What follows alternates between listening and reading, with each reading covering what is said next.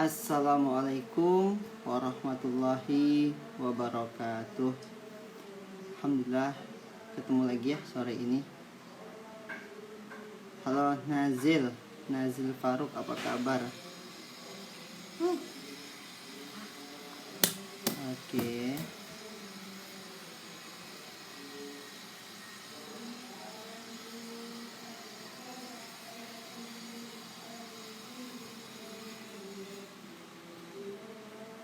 Alhamdulillah. Ahlul fikri ya, ahli berfikir. Insyaallah. Gimana puasanya?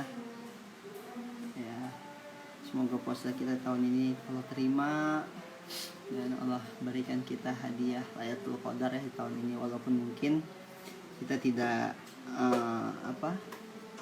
itikaf seperti biasanya begitu ya. Angga, sehat Angga? Rifatsni, Nazil, Afik, Angga, sehat nggak? Aman Rasau. Ini calon Bupati Kuburaya ya. Angga calon Bupati Kuburaya. Nah, jadi tema hari ini adalah tema tentang bagaimana ibu-ibu tuh produktif gitu, emak trainer gitu ya. Jadi ibu-ibu yang bisa menghasilkan sambil mengurus anak, mengurus suami, mengurus dapur, tapi ternyata bisa kok gitu, tetap produktif dalam artian menghasilkan rupiah ya, membantu keuangan keluarga gitu. Dan akan banyak sekali sebenarnya kita ketemu dengan orang-orang seperti ini, para dasterpreneur ya. Mereka dasteran, mereka cuma pakai baju tidur saja, tapi masya Allah gitu. Nah, kita akan belajar banyak banget. Oke, kita akan belajar banyak banget di hari ini dari seorang ibu yang sangat produktif ya. Itu tulisannya juga banyak banget di Facebook dan ya luar biasa gitu ya. Ini saya masih menunggu ya, ini saya masih menunggu dari kedatangan gestar kita. Sudah di WhatsApp barusan, masih menunggu ya, belum muncul queennya. Sambil menunggu juga yang lain, nggak apa-apa. Saya juga akan sambil ngurus anak karena saya di rumah. Dan sebagai bapak rumah tangga ya, kita juga selain live ya ngurusin anak juga. Itu anak lagi ke belakang dulu katanya. Alhamdulillah sehat bang, semoga sehat buat keluarga, buat semua ya. Alhamdulillah nggak sehat semua di sini. Sebentar, ini gestar kita belum masuk, kita akan telepon dulu ya. Assalamualaikum Queen. Oke, udah live nih abang. Oke, assalamualaikum. Oke, ditunggu ya sebentar. Saya juga harus ke ini dulu, ngurus anak sebentar. Dah.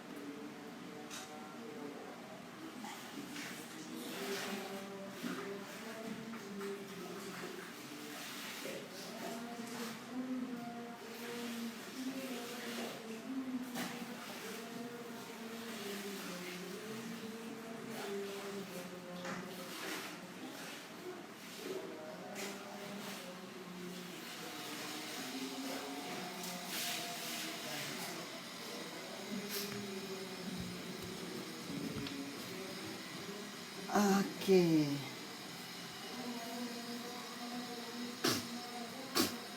Masih menunggu gestar kita.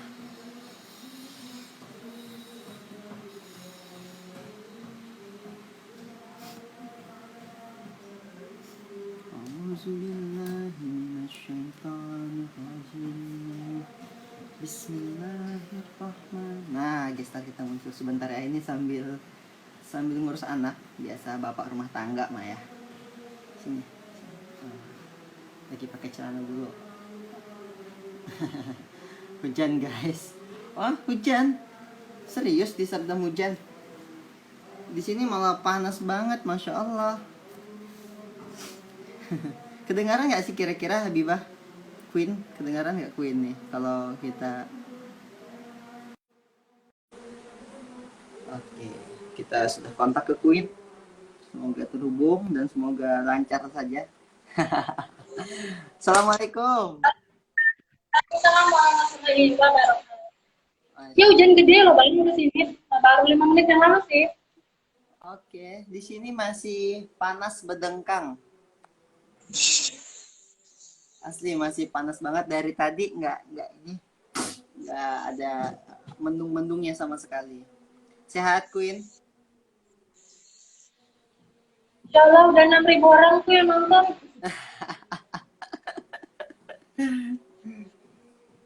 Gimana? Sehat? Alhamdulillah. Jadi kita baru dari kantor sama survei apa masjid tuh kan baru ini tuh tadi pembangunan ini diajak sama Bang EN. Oke. Udah ini ya, udah mulai nampak pekerjaannya. Waalaikumsalam Abu Laida. Ngebangun kerangka gitu ya. Oh, masya Allah. Iya. Nih banyak emak-emak trainer nih di sini nih. Masya Allah. Ya kan sesuai tokoh yang hadirnya kan tokohnya para emak trainer nih. Halo Kak Dara, Bang Patria. Patria nih kapan ya sharingnya? Ini belum belum terjadwal Patria nih. Tuh, Pokoknya bagus Bang. ya, Pokoknya bagus. El Maki ya. iya. Dan ini pemberian loh dari guru. eh Suara aman ya di sana ya? Kita akan mulai masuk ke tema nih, aman? Masya Allah. Oke, jadi Kak Biba. Kak Biba itu salah satu yang sebenarnya aku idolain dari dulu gitu. Serius? Idola tuh dalam artian seneng banget baca tulisan-tulisannya Kak Biba ya. Itu kan panjang-panjang tapi penuh makna gitu. Walaupun kadang bacanya tuh, aduh kapan selesainya gitu. Tapi bagus gitu. Ku dengar finally katanya mau nerbitin buku di Billionaire Store ya, benar? Ya insya Allah. Apa judul bukunya Kak Biba? Bukan mama biasa. Eh, mantap. Kapan launchingnya? Itu sebenarnya rencananya udah mau launching, tapi saya tahan Bang, karena pandemi ini juga kan.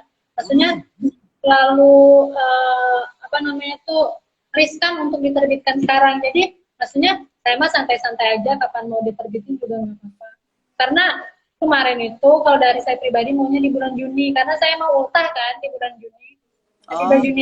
oh, Tapi saya maunya Juni. Penerbit mintanya lebih cepat bulan 3 kalau nggak salah, pada dulu ada COVID kan. Ya udah saya bilang di cut dulu aja, di pending. Sayang saya bilang kan mending kita fokus aja sama pandemi ini, mau Ramadan juga gitu.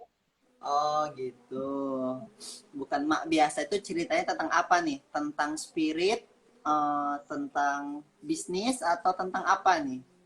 Nah, semuanya sih. Jadi sebenarnya judulnya itu awal mulanya Mama Produktif karena kan sejak awal saya ngebangun itu IRT produktif dulu awal-awal menikah itu saya ngebangun IRT produktif itu kayak channel di Telegram isinya tulis ya gitu saya terus nulis bikin blog dulu bahkan web saya bikin itu web itu hadiah dari suami saya waktu itu judulnya sama IRT produktif juga saya Oke. nulis di situ banyak respon dan sebagainya sampai istilah mama produktif itu akhirnya datang dari orang untuk saya akhirnya maksudnya itu udah kayak kayak penamaan sama kayak mungkin Bang Ihsannya sekarang jadi apa namanya itu maksudnya jadi sultannya gitu ya istilahnya. Nah setelah itu udah lama sih mau nerbit apa bukan udah lama pengen sekedar pengen tapi kata suami kalau cuma sekedar pengen semua orang juga pengen tapi keinginan untuk memang untuk menerbitkan buku itu hadir ketika di Pontianak ketika ada Hmm.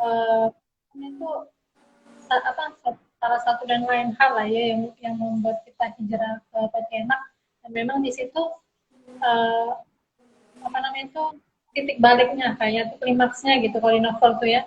Akhirnya cuman chat sama sama ini penerbit gitu. Ini saya punya konsep begini, dikasih waktu berapa bulan, saya selesaikan dalam 3 hari kalau nggak salah kemarin itu. Serius 3 hari? Ya 3 hari, dan itu saya nyelesainnya pas malam-malam karena anak-anak kan harus dipupuk dulu lah, di ini dulu. Jadi selama 3 hari saya kejar lah dari jam 11 sampai jam 2 gitu. Setiap harinya udah kelar, saya kasih ininya naskahnya, alhamdulillah ini kemarin untuk judul itu tetap emak-emak produktif, tapi katanya ada ndak ide yang lain. Terus saya minta masukan kan sama teman-teman, Qadarullah Ustadz bilang, kenapa nggak judulnya B2B katanya. B itu kan bisa jadi lebah karena memang Biba juga jualan madu sekarang. B2B gitu bisa jadi bukan mama biasa, masya Allah. Saya screenshot kan, saya kirimin ke editornya, ya udah katanya bagus, ya udah. Semudah itu bang. Semuanya. Oke, 3 hari saja menyelesaikan Ya, dan hebatnya bahkan kalau kan ini juga ngebikin apa? Bikin bukunya Nutribi nih untuk researcher. Itu juga nyelesainya cuma 1 hari tuh. Kok bisa dengan 2 anakmu yang masih bergelayutan pada dirimu? Ini sih mungkin ini udah mulai masuk topiknya ya. Jadi mungkin ini bahasan kalau Bang Ihsan itu apa? Kemarin kuliahnya di mana sih? Jakarta. Di mana? Ma'had UNJ ya? Ma'had Ali An-Nawawi. Ma'had Ali An-Nawawi. Oh, jurusan? Bahasa Arab. Masya Allah. Jadi gini, mungkin ini materi yang sering kita terima waktu dulu jadi mahasiswa kampus yang istilahnya tuh aktivis dakwah kampus gitu. Tentang bagaimana manajemen waktu itu apa namanya tuh udah kita pahami sejak dulu, di mana ada 4 skala prioritas itu loh Bang. Yang penting mendesak, tidak penting, penting tidak mendesak. Nah, sejak kuliah, bahkan dulu belum tahu ilmunya gitu ya, tapi sejak sekolah saya tuh udah nerapin itu. Nah, ketika udah jadi istri, jadi saya sama suami tuh Bang, ketika udah menikah kita tuh meeting internal, kami dan bilang posisi di mana suami lagi ngebangun bisnis waktu itu. Saya bilang ini nggak bisa nih kalau kita sama-sama maju. Kan maksudnya sama-sama ada di depan gitu kan, sama-sama ada di panggung. Jadi harus satu yang nge-backup di belakang, harus satu yang memang di depan gitu. Qadarullah saya di belakang, dalam artian saya memutuskan untuk bisnis hijab Habibah Hijab itu saya off kan, akhirnya kan dulu misi kayak kalian tuh kayak banci panggung juga lah waktu selesai apa di pas kuliah itu isi sana gitu ya. Jadi udahlah off dulu. Terus kata suami, ya udahlah, adik kan masih dulu adik abang lah ya, belum punya anak. Terus dia bilang tujuannya apa itu, mau ngisi mau ngapa itu, ya berbagi lah. Ya udah, sekarang platformnya yang beda, sekarang platformnya itu tulisan, maksudnya apa yang ingin disampaikan sampaikan dengan tulisan katanya. Oh iya ya, kan maksudnya tujuannya tidak berubah kan, cuma sekedar caranya aja yang berubah. Nah setelah itu memang ngintil aja, suami mau kemana pun ngintil. Setelah punya anak juga akhirnya ya itu Bang, saya nerapin skala prioritas. Nah ini buat yang masih standby ya. Jadi skala prioritas itu kayak gini nih, kayak empat garis gitu ya. Pertama itu penting dan mendesak. Itu mendesak tapi tidak penting. Nah ketiga itu mendesak penting tapi tidak mendesak, dan yang terakhir itu tidak penting dan tidak mendesak. Nah ketika kita tahu skala prioritas itu insya Allah lebih ini sih, makanya ketika kajian keluar saya itu sering banget ngebahas ini biar emak-emak tuh paham. Banyak emak-emak tuh bilang ini, Mbak saya tuh udah ngomong anak, ngurus ini apa namanya itu, terus belanja terus orang mau belanja online sama saya, terus ngurusin rumah juga, terus ngira itu. Nah sebenarnya semua kesibukan emak-emak tuh hampir sama sih Bang ya, ngurus rumah, ngurus anak, ngurus baby besar ya suaminya gitu ya, yang kerja juga ngurus kerjaannya, yang bisnis juga ngurusin bisnisnya. Tapi ya itu balik lagi skala prioritas. Jadi gini saya bilang, prioritas kita itu siapa sih sebenarnya kalau sebagai perempuan ya, kita berbicara karena ini memang bahasanya tentang emak-emak. Prioritas kita itu ya tetap rumah sebenarnya. Kenapa itu? saya kalau ada agenda mau ke pondok maupun ke kantor itu pasti saya mintanya siang Bang. Karena dari pagi sampai menjelang siang itu ya kerjaan saya memang untuk rumah, mulai dari mandiin anak lah, masak lah, nyuci lah. Dan ini ya, jadi banyak di luar situ bilang, ya Kak, Mbak Biba mungkin punya babysitter lah pembantu, enggak. Saya ngerjainnya semuanya sendiri, jadi saya mandiin sendiri, saya nyuci sendiri, saya ngelipet baju sendiri. Jadi ya intinya prioritas kita udah selesai di rumah, ya udah akhirnya benda kayak yang apa ya, dalam Al-Quran. Nah, ketika kita selesai dari satu urusan ya udah selesai urusan lain. Jadi ndak nyampur gitu Bang. Jadi kan biasanya sama ini orang beres-beres terus ngebalesin chat gitu ya. Aduh ini sibuk lagi nih itu enggak. Jadi selesaiin satu-satu dulu. Udah nih urusan rumah selesai ya udah saya balik ke Nutribi misal hari ini meeting sama Tia ngebantu ini udah selesai ya udah saya ke pondok ikut kajian gitu. Jadi semuanya tuh apa ya mungkin tidak selalu rapi ya yang namanya kita waktu gitu ya, tapi setidaknya ketika kita menata rapi kegiatan kita satu hari yang penuh itu ya alhamdulillah. Kadang aja nih kita ngatur waktu aja masih keteteran, apalagi waktunya nggak diatur. Makanya itu saya nulis itu ya karena ketika udah ngurus anak ya udah saya nulis gitu gitu. Ketika udah selesai ya udah saya singkat. Itu yang tadi 3 hari itu berapa lembar, berapa halaman? Awalnya 400. Di 400 halaman dalam 3 hari saja. Terus akhirnya sampai 200 berapa gitu karena memang mintanya tidak terlalu banyak kan. Udah saya potong-potong lah akhirnya. Ya udahlah untuk kedua lah. Ih, bisa gitu ya? Ngeri ya? Dan ini Bang, semuanya saya nulis pakai handphone ya. Seriously? Jadi saya ngeditnya, misal semua tulisan itu saya handphone, akhirnya ketika editing, maksudnya saya masukin quote, baru saya masukin quote dan saya kirim. Jadi nulisnya tuh pakai handphone yang kemarin rusak itu loh. Iya. Kok abang nggak kebayang ya?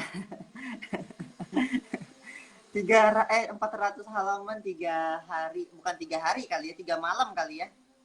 Ya, 3 malam. Itu dari jam berapa sampai jam berapa biasa nulis? Ya, jam 9 stopnya sampai jam 3. Tapi yang pasti hari terakhir itu, di hari ketiga itu benar-benar nge-full sampai subuh. Karena ya udahlah sekalian kejar aja gitu kan. Udahlah, memang waktu itu Minggu kalau nggak salah. Ya udahlah, suami juga nggak kerja kan. Jadi jadi bisa ini dong kalau buka kerjaan sampingan ya, ghostwriter. Saya tuh udah diminta waktu itu, tapi gimana ya? Dulu ada kejadian unik lah ya. Kan dulu di Hitam Putih tuh Bang, ada orang kerjanya itu bikin caption kan ya. Jadi sekali caption dibayar sama orang 50.000. Jadi saya bilang, enak banget ini orang, saya bilang nulisin caption Instagram orang gitu. Jadi misal Bang Ihsan nih bingung nih caption gambar ini apa gitu. Dia yang digaji gitu. Akhirnya saya bilang, kok bisa sih? Saya bilang, mau lah, saya tuh baru kepikiran gitu Bang. Qadarullah ada waktu itu mitra bisnis suami waktu itu ngontak saya, Mbak Biba boleh minta tolong nggak bikin tulisan tentang ini? Ya udah saya tuh ya. Dulu tuh saya maksudnya nulis itu sekedar nulis lah Bang. Suami juga, nih bikin tulisan ya untuk ini, ya udah maksudnya ya karena emang suka-suka aja nulis. Qadarullah tau nggak Bang, satu tulisan itu dihargai 500.000. Masya Allah, saya itu rekor saya nggak tahu gitu ya dibayar ya. Baru tahu loh kita, ya benar sih kata Ustadz ya, lakukan lupakan. Jadi karena memang harus gitu ya. Dan pernah juga nih Bang, waktu kemarin ini secret ya, tapi karena memang itu udah berlalu, maksudnya dulu waktu mau pilpres, jadi ditawarin salah satu paslon untuk jadi buzzer dulu sampai diterima nggak? Enggak lah, bukan pilihan saya. Dulu mah sosok idealis, kalau sekarang mikirnya kenapa nggak diambil ya?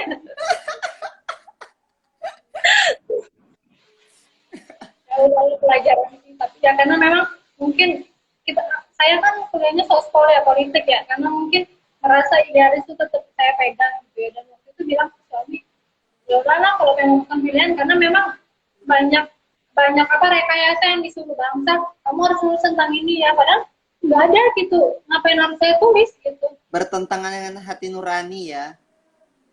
Dan bertentangan dengan pilihan hati. Kayaknya saya tahu deh bukan pilihan tuh siapa. Nah, sekarang kan di Indonesia. Iya kan, tapi sekarang kan finally sama aja. Pilihan juga atau sama yang bukan pilihan sekarang nyatu. Hidup Indonesia lah pokoknya. Abu Ya, bertanya, iya. gimana cara biar ide mengalir dalam menulis? Ide mengalir. Apa ya? Dan nulis aja. Kan saya tuh waktu itu sering sering sharing juga gitu ya sama teman-teman, sama anak-anak jempolan di BNI. Tiba-tiba gimana sih bisa nulis? Apa sih rahasianya? Saya bilang, gak ada rahasia sebenarnya. The secret is nothing. Gimana bisa nulis ya? Jawabannya cuma satu ya, nulis. Gimana biar bisa jago nulis ya nulis. Sama kayak gimana nggak bisa masak ya masak dulu aja gitu. Bukan sekedar screenshot manual kemasakan gitu kan. Nah, kalau menurut bang, kalau saya pribadi misal sebenarnya ini saya dapat idenya itu dari suami. Jadi dulu awal banget suami itu bilang kalau nulis ya nulis aja. Misal kita stuck ya udah tulisin. Jadi saya tuh pernah bilang stuck. Jadi kata suami udah tulisin itu. Sebenarnya misal gini. Sebenarnya ketika sedang ingin menulis ini saya tuh bingung mau nulis apa. Tapi itu ditulisin gitu bang dalam status pikirnya mau nulis ini mau itu karena banyak banget nih yang harus saya pikirin gitu. Nah, jadi maksudnya ngalir itu gitu bang. Jadi apa yang kita pikirkan, apa yang kita lihat, apa yang kita dengar dan memang menulis itu mengolah rasa sih, mengolah pendengaran gitu, apa yang kita dengar, apa yang kita lihat, apa yang kita Nulis aja ya. Tapi tadi Bibah itu kayaknya satu profesi yang bisa dibuka, ghostwriter gitu. Iya, itu bisa dibuka loh karena yang abang tahu dulunya juga Kak Mirani itu yang hijrah ekstrim itu kan juga ghostwriter kan. Dan ya apa ya? Ya banyak dan itu menghasilkan gede gitu. Kayak Bang Bilal waktu itu pernah bikin Kafling Akhirat bukunya tuh. Bayar sekian juta, jadi bukan sekian juta, sorry. Sekian puluh juta. Sampai dibikinkan event dan lain-lain lah pokoknya. Dia ada paket-paketnya gitu. Dan kamu kalau misalnya dalam satu malam atau dalam 3 malam bisa menghasilkan satu buku, kebayang dong kalau misalnya ada 10 orang yang meminta jasa ghostwritermu. Bayar ya satu orang 10 juta, let's say begitu ya. Karena dulu pernah juga punya mentor ya, kalau nggak salah itu Dokter Andika. Oh, Dokter Andika Setiawan. Dokter Andika itu kan juga pakai ghostwriter yang buku keduanya, yang Entreprenista. Waktu itu abang lagi dalam posisi jadi timnya Dokter Andika gitu. Nah, Entreprenista ini kalau nggak salah dibikin kalau dulu di Twitter, zaman Twitter itu terkenal dengan @motivatweet. Oh, I see, I know. Ya, jadi @motivatweet ini yang kalau tidak salah ya, tapi ini aku juga nggak terlalu ingat-ingat banget gitu. Cuman ya sempat nanya, Dokter Andika kapan nulisnya? Ya enggak lah, gue bayar doang gitu. Bayar sekian, Ya, betul. bayar sekian juta, sampai dibikinkan event gitu. Sampai datang waktu itu kurang lebih berapa ratus, khusus cewek ya, waktu itu Entreprenista itu satu event khusus cewek gitu. Nah itu semua kerjaannya si Motivatweet itu ya kerjasama dan ngelihat dirimu punya kemampuan dalam 3 malam bisa menulis 400 halaman itu kan gokil banget ya. Dan kalau nggak salah Mas Aditya Nugroho yang dari Akademi Pengusaha, kenal ya? Kenal. Itu kan juga Teman baik. Iya, itu kan juga comebacknya dari menulis kan, mulai comeback gitu dari menulis. Kemudian siapa? Sabtuari, Mas Sabtuari, itu juga Dewa. yang kembali ke titik nol, comebacknya kan di situ tuh, mulai comeback lagi setelah bangkrut. Dewa Eka Prayoga gitu juga, ya banyak lah. Iya. Itu Bang Isan itu Stevennya apa sih Bang? Feeling extrovert. Saya tuh kan yang tweeting ya. Oh, tweeting. Jadi memang kalau yang tweeting itu kan beda sama suami saya yang sensing, jadi beda apa sesuatu yang ingin dituju ya. Jadi saya tuh bahkan teman-teman dulu tuh gemes, ini kok apa bener lah kata Bang Ihsan tadi, kenapa nggak dibitin gitu dia katanya tuh. Tapi memang kebahagiaan saya tuh nggak sampai di situ banget. Jadi ketika saya udah nulis itu udah cukup banget gitu, orang apa ngebuat saya tuh eh, fun gitu. Jadi kayak kemarin tuh yang paling saya ngebuat bahagia itu ketika ada orang yang ngechat, Assalamualaikum Mbak, Alhamdulillah qadarullah saya gagal cerai katanya, nggak jadi cerai karena tulisan Mbak saya share ke suami saya, Masya Allah. Nah, yang itu yang maksud saya tuh nggak ternilai menurut saya tuh, yang Ya, Mbak karena tuh ini saya gini-gini, Masya Allah saya bilang, itu ya akhirnya nulis. Nah, jadi Mas, ya mungkin belum kepikiran aja sih Bang masalah uang dan sebagainya. enggak, Ya, dan, lebih tepatnya kamu butuh manajemen, kalau bahasa kerennya begitulah ya. ya, Butuh. ya kali ya. Iya, Ya iya. betul ya. Jadi gini loh, salah satu tokoh politik di Indonesia yang abang juga kagum banget sampai hari inilah ya, yaitu Ustadz Oh. Ustadz Anies Mata. Itu panutan saya sejak kuliah. Ya, terlepas Buku-bukunya sekarang dia sudah left dari partai yang lama, buka partai baru, terlepas dari itu, tapi abang tuh mengikuti tulisan-tulisan dia dari dulu SMP, bahkan kan di Tarbawi tuh. Di Tarbawi, ada buku yang bagus juga, dari Gerakan Menjadi Satu Negara. Tapi ternyata, tulisan cintanya tuh bang. iya, ada Yang juga yang serial pahlawan, serial cinta, kita ngikutin semua gitu. Tapi ternyata, Biba, yang abang tahu itu bukan tulisannya dia, itu tuh dia kayak ngisi kajian gitu ya, kemudian atau gini deh, orang Ustadz Anies Mata itu nggak pernah benar-benar nulis buku. Kalaupun dia nulis artikel, let's say yang kayak serial kepahlawanan, itu artikel yang dikumpulkan dari majalah Tarbawi misalnya begitu ya. Selesai serial kepahlawanan, dia nulis lagi di majalah Tarbawi itu serial cinta. Akhirnya iya. cinta itu dibukukan gitu. Jadi benar-benar bukan Ustadz Anies Mata ini menulis buku, tapi dia nulis artikel, yang artikel itu dikumpulkan jadi buku. Yang dia benar-benar nulis buku itu kalau nggak salah waktu dia jadi presiden PKS yang kesekian ya, yang judul bukunya Gelombang Ketiga. Ya, betul. Nah itu yang Baca tuh saya banget. dia nulis buku. Jadi ditanya sama teman-temannya Ustadz, kenapa Ustadz tidak menulis buku? Dia bilang apa? Saya ingin membangun manusia, gitu. Nah, menarik ya. Termasuk buku dia yang pemikiran model manusia muslim abad 21 itu bukan tulisan dia, tapi itu adalah dia ngisi ceramah, kemudian ceramahnya dinarasikan dalam bentuk tulisan oleh timnya, gitu. Dan abang kan ngelihat nih, aku ngelihat gimana Kak Biba itu banyak banget tulisan-tulisan di Facebooknya ya. Itu sebenarnya udah bisa jadi satu buku tersendiri, diary emak prener gitu misalnya. Gitu loh. Ya. Jadi tinggal sebenarnya Biba itu ya tetaplah Biba seperti adanya, seperti sedia kalanya. Tinggal mencari tim orang yang bisa menerjemahkan tulisan itu dalam bentuk buku, kemudian bisa menjualnya, tanda kutip, bukan kita mencari uang ya, menjual buku dalam artian mendistribusikan ide, mendistribusikan inspirasi, kan begitu tuh. Nah, by the way itu ada yang nanya tuh. Kepala satu. Nanya dong Mbak, kan menulis itu perkara bagaimana menuangkan ide, bagaimana ide itu bisa hadir di benak kita, atau menambah wawasan kita. Ada keperluan khusus bukunya, buku tutorial menuangkan ide gitu maksudnya kali. Gimana tuh Biba? Jadi gini, kenapa saya suka nulis? Karena saya dituntut untuk suka baca bang. Jadi misal saya pengen nulis sesuatu itu, saya harus ada ini kan, harus ada literasi yang saya paham. Jadi Ya. akhirnya mau nggak mau memaksa saya untuk ngebaca. Kayaknya saya pernah deh ngebaca ini. Akhirnya saya buka lagi buku-buku saya yang ada gitu.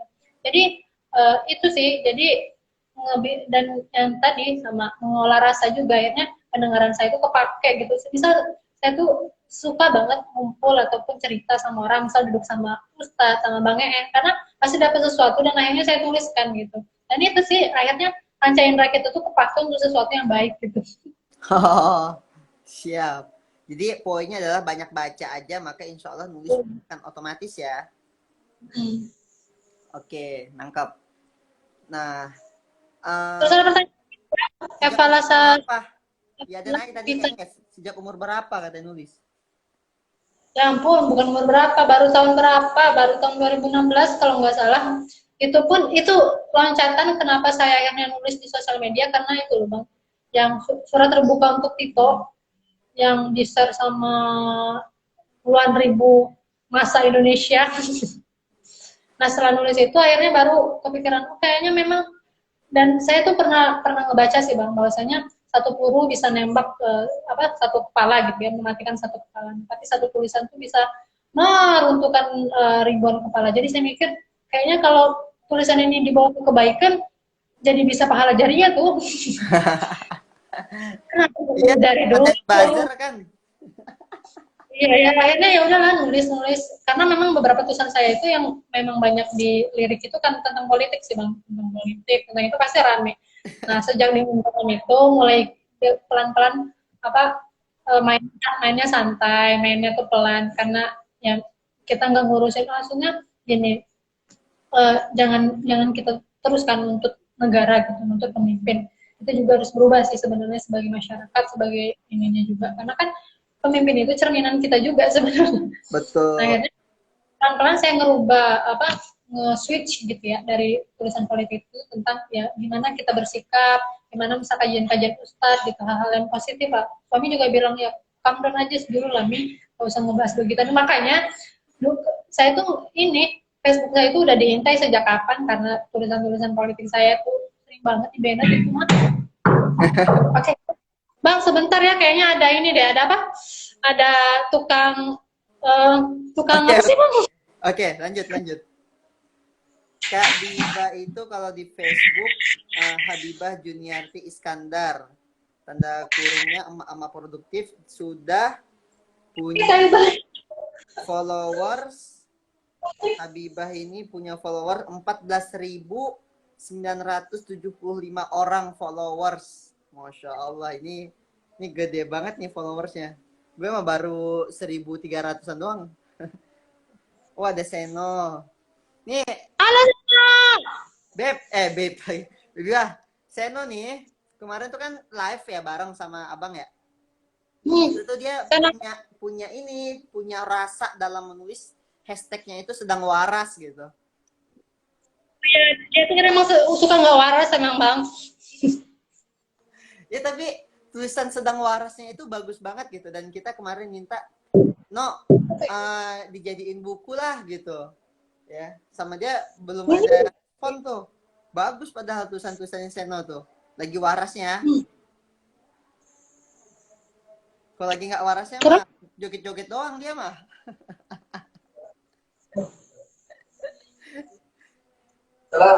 sebentar. Mbak Biba, ada sharing parenting pernikahan nggak Mbak? Saya ada temenan sih di FB, cuman belum ketemu tulisan itu katanya. Tapi itu ada banyak kok, banyak banget. Tapi Banyak itu ada banget. cari banyak banget kalau mau dicari. Terus saya juga suka nulis tentang itu juga, karena memang pertama eh, di Munzalan ini ada apa, kajian pembekalan keluarga Semara, udah pertemuan mau ke-8 ini. Jadi setiap pertemuan saya tuliskan itu biasanya, dan kode kata Ustadz juga mau dibukukan nanti untuk menjalan, dan cari aja pokoknya tentang ini, tentang pernikahan banyak banget itu saya tulis. Biba, kalau tulisannya di Facebook itu ada disimpan di dokumen nggak sih? Ada sebagian enggak, jadi misal kehapus ya udah, saya nggak punya ini, punya backup. Makanya suami itu suka kesel, Umi tuh nulis dulu di Google Keep katanya. Ya Suka tuh lupa. kan Ya saya tuh sayang kalau misalnya udah nulis panjang-panjang terus hilang gitu kan sayang. Ya nggak sih? sih beberapa kali ya udahlah, ya disuruh ngulang gitu aja sih, simpan. Oke, itu ada nanya lagi dari @gianto.id. Oh, ini adik tingkat saya nih bang, Ah? kalau adik tingkat saya ini, Oh, nah, apa sih ini? tips istiqomah menulis bagaimana Mbak? Karena untuk tiap hari update itu nggak mudah. Bagaimana nih katanya? Bagaimana tamparannya kalau tips istiqomah Tampar nulis? aja. Kan istiqomah itu kan melakukan hal kebaikan berulang-ulang. Kalaupun udah nulis, nulis, ulang lagi. Tamparannya apa ya? Se oh gini, saya tuh waktu SMP, bayangkan bang, ketika SMP saya tuh baca quote ini dan jadi quote pegangan saya kalau untuk sebagai perempuan ya. Ketika kita mulai malas untuk apa namanya itu untuk belajar, ingatlah bahwa anak kita berhak lahir dari rahim orang apa ibu yang cerdas gitu. Dan itu dulu masih kecil banget kan, belum belum punya pacar, belum ngerti begitu, tapi ketika baca itu ditanya cita-cita, pasti cita-cita saya itu satu, jadi jadi ibu rumah tangga yang cerdas, saya bilang. Jadi itu maksudnya apalagi gen dari anak itu kan dari mak kan. Nah, Benar, benar. kalau untuk bapak-bapak nih kan gini kan, perempuan itu atau ibu itu kan madrasah ya, madrasah untuk keluarga anak. Tapi jangan lupa kalau bapak itu sebagai kepala sekolah, ya kan kepala sekolah nggak pintar. Itu deh dianto.id, kamu harus jadi kepala sekolah yang hebat untuk keluargamu. Tamparan apa apa ya, kalau kata Ustadz itu nggak ada tempat di dunia ini bagi orang yang malas. Jadi jangan malas, jangan Iya. beralasan. Dan malas itu nggak ada obatnya ya. Nggak ada. Ada orang miskin yang jadi sukses, ada orang yang nggak sempurna jadi sukses, ada, tapi nggak pernah ada tuh orang males yang sukses. Ukurin lo. Iya, iya, iya, iya. Benar, benar, benar. Nah, jadi karena gini juga sih, Biba ya. Kadang kan orang berpikir kalau jadi seorang ibu rumah tangga adalah cuman kasur, dapur, Sumut. sumur. Ternyata dirimu itu hadir dan melawan itu semua gitu, bukan hanya sekedar kasur, dapur, sumur gitu loh, tapi ada lebih dari itu, yaitu bahkan dari rumah kamu bisa membangun satu peradaban lewat tulisan-tulisan itu gitu. Tadi sepakat banget dengan quotes, satu peluru itu bisa membunuh satu kepala, sedangkan satu tulisan itu bisa menghantam ratusan kepala gitu, tergantung ya. Bahkan dari literasi yang pernah kita baca, negara Israel itu ya terlepas pro dan kontranya ya, tapi akhirnya itu kan jadi satu negara.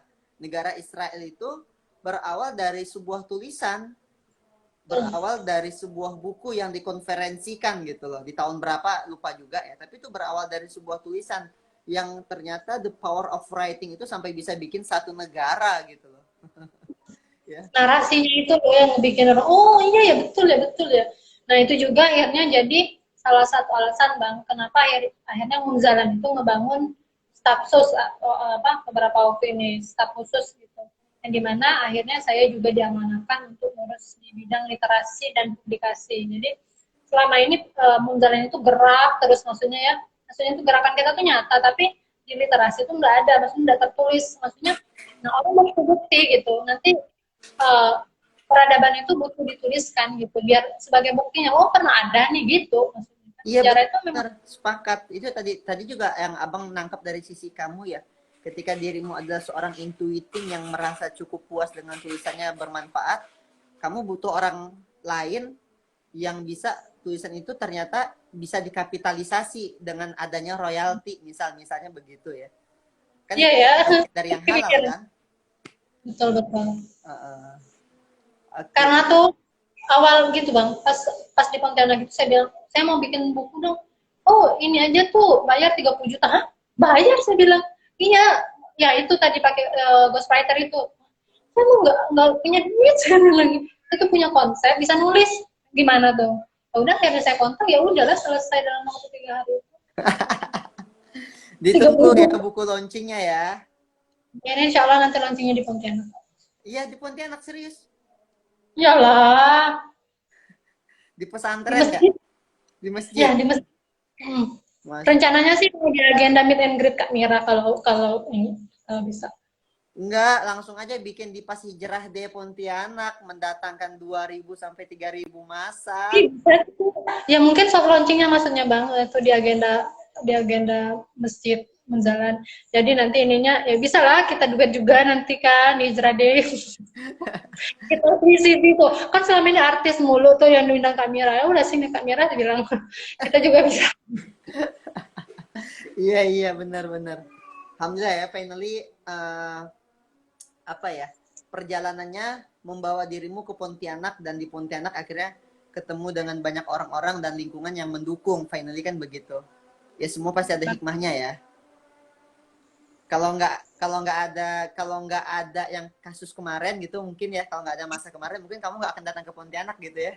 Kita standby di Jabodetabek. Iya tetap di Jabodetabek gitu, masya Allah. Jadi sekarang cita-cita apa sih yang sedang diperjuangkan oleh Habibah dan suami Cita-cita mau bangun pondok. dengan Pondok di kegiatan ya? Pondok bersama ya. Pondok yang mana yang mau dibangun? Pondok digital atau pondok Munzalan atau yang mana nih? dua-duanya lah, kan pondok kita bersama tuh. Ya, satu kesatuan ya juga soalnya ya. Pondok Bang Ihsan juga kan itu kan. Iya, pondok kita juga. Karena dulu kita punya yayasan tuh yang tadi aku share tuh, akta yayasan. Nah, tujuan dari yayasan itu kita bangun pesantren, bangun sekolah yang tidak mengadopsi konvensional gitu ya. Karena aku ngerasa konvensional itu gagal ya. Salah satu indikatornya waktu itu kemarin sebelum COVID-19 ini merebak ya. Tapi udah ada COVID di sekitar tanggal 17-an Maret kalau nggak salah itu kita ngisi terakhir yang offline ketemu dengan kurang lebih 50-an orang tamatan SMA dan kuliahan gitu. Lalu bertanyalah di situ tuh kita open pertanyaan. Aku yang nanya, pada tahu nggak sih ceritanya Nabi Yunus alaihissalam gitu? Kita mau ngambil hikmah nih dari cerita Nabi Yunus alaihissalam. Sok angkat tangan yang tahu kisah Nabi Yunus alaihissalam. Masya Allah. Jadi dari 50 orang lebih itu, Masya Allah, tabarakallah wa innalillahnya adalah tidak ada satu orang pun dari mereka yang tahu kisah Nabi Yunus alaihissalam. Astagfirullahaladzim. Iya, dan itu anak-anak SMA dan anak-anak kuliahan gitu. Jadi aku sempat jadi kayak, emang apa sih yang kalian pelajari di sekolah gitu sampai ini aja nggak tahu. Aku juga anak sekolahan gitu ya. Tapi yang aku tahu di zamanku, aku lahiran 91 ya. Oh sama kayak suami ya? Di zamanku itu, anak SD kelas 3 itu udah khatam 25 kisah Nabi. Dan mereka bisa menceritakan 25 kisah Nabi. Iya. Itu lagunya Raihan ya. Dan itu kita sudah khatam, dan kita sudah bisa menceritakan kisah 25 Nabi tanpa pakai teks. Itu kita udah ngerti banget, anak kelas 3 SD. Hari ini ada anak udah tamat SMA, masih kuliah, dan tidak ngerti Nabi Yunus SAW. Jadi ternyata semakin kesini semakin terdepresiasi nilai-nilai keislaman gitu loh. Maka dari situ aku makin yakin banget kita harus bangun pondok. Tapi makin kesini Bibah ya, kita makin percaya bahwa yang namanya ngebangun pondok, membangun peradaban itu nggak bisa sendiri gitu loh, harus berjamaah. Nah, ya kan kalau mau jalan cepet kan sendirian, kalau mau jalannya lama rame-rame. Ya rame-rame, lama dan kuat ya. Kalau sendirian itu kan bisa dicepat tapi bisa juga cepat lelahnya gitu. Capek, pingsan di jalan nggak ada nolong. Iya kan, kalau sendirian nggak siapa yang bisa nolongin gitu. Tapi kalau ramai dia bisa lama, jauh perjalanannya dan dia bisa saling menguatkan gitu loh kan. Nah. Kayak burung lah bang, ya burung itu kan apa filosofis burung terbang itu kan salah satu lelah, yang satunya ke depan, yang dianya tetap ini. Benar. Mereka nggak ini, mereka bikin formasi kan, bagus banget tuh bikin formasi. Nah kayak gitulah selayaknya kita di dunia gitu. Aku kalau bicara egoisannya ya, Bibah ya. Jadi aku pribadi kemarin sebelum join ke pondok digital atau ke Agnia itu kita udah tinggal buka doang, serius. Kita udah dapat 3 tempat wakaf, 2 berupa rumah, 1 berupa masjid gitu. Jadi kita tuh tinggal benar-benar cuman opening doang. Konsepnya sudah ada, tenaganya tinggal hire dan sudah ada yang mendaftar gitu ya. Wah itu mah tinggal buka doang gitu. Tapi Masya Allah diperingatin ternyata memang yang namanya membangun peradaban itu nggak bisa sendirian gitu loh. Rame biasanya banyak berantem juga, apalagi kalau udah maju. Nggak juga, makanya disamain visinya dulu Bang, dari awal. Iya Biar benar. nggak di ini. Tapi kalaupun ada yang berantem atau tiba-tiba visi nggak nyatu, Deh. dia akan keluar sendiri juga sih Biba. Bakal terseleksi alam juga Bang. Bang apa ini relatus Nggak 57 tahu, gitu. nggak tahu. Ya, Ya lah kan terseleksi juga. Kita akan dibersamakan dan membersamai orang-orang yang sevisi, sevibrasi gitu. benar, benar, benar. Dan terimalah kalau memang akhirnya ada orang-orang yang di luar itu. Contoh Nabi, zaman Nabi aja yang satu jamaah yang ketemu sama Nabi gitu ya, hitungannya mah sahabat gitu. Tapi yang jadi munafik kan ada tuh. Siapa? Ada Ubaidah bin Salul atau siapa? yang mau fitnah Aisyah ya. Pokoknya dia jadi gembong pengkhianatnya atau gembong munafiknya di zaman Nabi gitu. Itu orang Dia ketemu. tetap dia tetap sholat di belakang Rasul, dia tetap ngikut kajian, tapi ya dia juga menyebar fitnah gitu. Iya, Ya dan tetap dia bahkan ketemu Nabi langsung gitu loh. Jadi apa bukan kita lah ya, kita bukan siapa-siapa. iya, Udah sunatullah apa gitu. apalagi kita, jadi ya terimalah kalau memang ada orang yang akhirnya Allah jauhkan. Dan di akhir zaman ya Bibah ya, di akhir zaman kan nanti juga Madinah itu akan apa namanya, Mengeluarkan orang yang munafik. yes, mengguncangkan dirinya, mengeluarkan orang-orang munafik itu di akhir zaman gitu. Nah, Jadi Bang, ketika saya bilang saya dengar hadis yang mengatakan bahwasanya ketika kita tinggal di Madinah kita tuh aman gitu ya. Nanti ya udahlah nanti saya mau ke Madinah aja. Terus ada kalimat lanjutannya kalau tetap munafik ya nggak bakal diterima juga. Oh gitu ya. Saya ya udahlah tetap di mana aja yang penting kitanya berbuat baik gitu ya. Fokus sama masalah masing-masing.